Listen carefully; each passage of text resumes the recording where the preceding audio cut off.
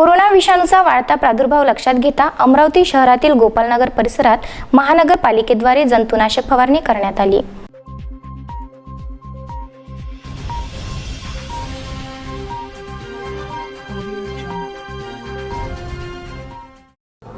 संपूर्ण जगामध्ये कोरोना विषाणूचा वाढता प्रभाव लक्षात घेता अमरावती शहरातील प्रत्येक प्रभागामध्ये महापालिका अमरावतीद्वारे सॅनिटायझर फवारणी करण्यात येत आहे। अमरावती महापालिकाचे गटनेते सुनील काळे, नगरसेवक सुमिती ढोके यांच्या मार्गदर्शनात गोपालनगर प्रभागामध्ये फवारणी करण्यात आली।